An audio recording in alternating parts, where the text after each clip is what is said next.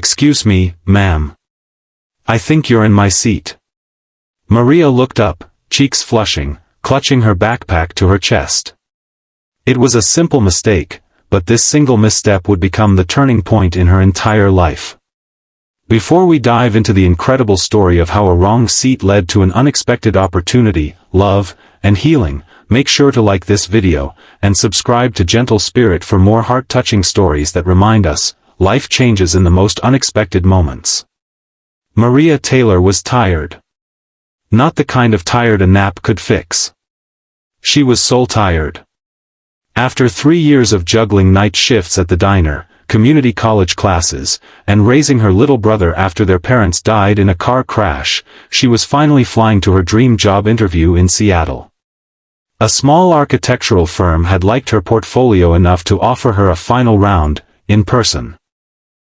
She had maxed out her credit card for this ticket, skipped meals for weeks to save money, and borrowed a blazer from a neighbor.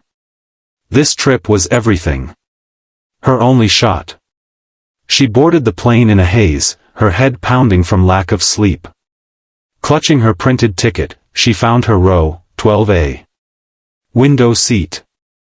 She slid in, grateful to lean against something solid. Minutes later, a sharply dressed man with salt and pepper hair approached. "Hi, sorry, I believe you're in my seat." Maria blinked at him, confused. "Isn't this 12A?"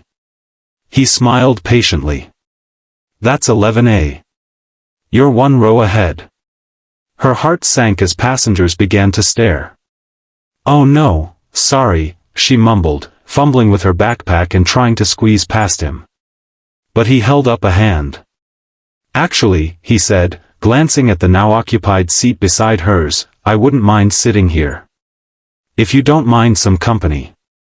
Gratefully, she nodded and sat down again. The stranger chuckled. "Don't worry. Mistakes happen. I'm Daniel." "Maria," she said, nervously tucking a curl behind her ear. The flight took off, and for a while, they didn't speak. Maria tried to review her interview notes, but the words blurred. She closed the folder and sighed. "Tough day?" Daniel asked. She hesitated, then shrugged. "Just tired. And nervous. I have a job interview tomorrow." "What field?" "Architecture," she said, sitting up straighter. "But, it's a small firm. I'm not from a big school or anything. It's kind of a long shot." Daniel raised an eyebrow. "What made you choose architecture?" Her eyes softened. "My dad. He used to take me around town and point out old buildings. Said everything man-made started in someone's imagination. After he died, I promised myself I'd build something worth remembering." Daniel's expression changed, subtle, but thoughtful. He asked more questions, about her favorite structures, her design process, her goals. Maria, though shy at first, found herself opening up. His presence was calming. Supportive. Eventually, she asked, "What about you? What do you do?" "I work in development," he said simply. "Real estate, mostly. I like helping people build their dreams." He left it at that. They parted ways at the airport. He waved, told her, "Good luck tomorrow, Maria." The next morning, Maria stood outside the firm's office in downtown Seattle, her palms sweating. She walked in, and nearly dropped her purse.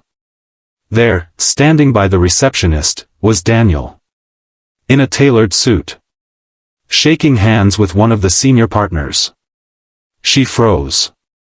He turned, noticed her, and gave a warm smile. "Maria. You made it. You work here?" she whispered, eyes wide. He smiled. "Not exactly." The senior partner approached. "Daniel's one of our top investors. This firm wouldn't exist without his support. He said we had someone special coming in today." Maria's mouth went dry. "He arranged this?" "No, he had believed in her before even seeing her portfolio.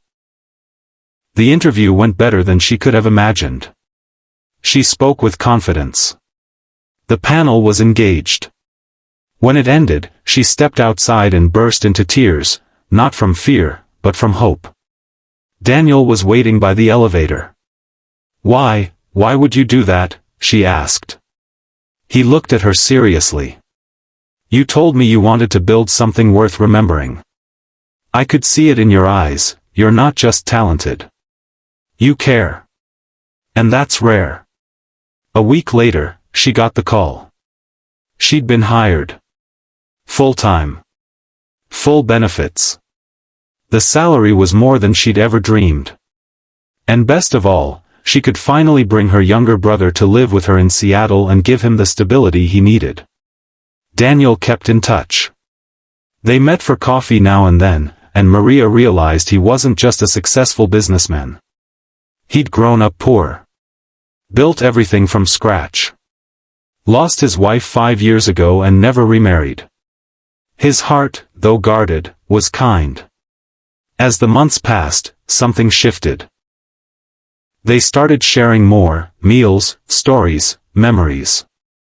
She showed him her sketches, he showed her properties that needed redesign. Slowly, gently, they became something more. A year later, Maria stood on stage at a charity event. She just unveiled her first solo project, a shelter for single mothers, built in honor of her mom. The crowd applauded, but her eyes found Daniel's. He was beaming with pride. When she stepped down, he took her hand. "You know," he said softly, "I used to believe that success was about building taller buildings.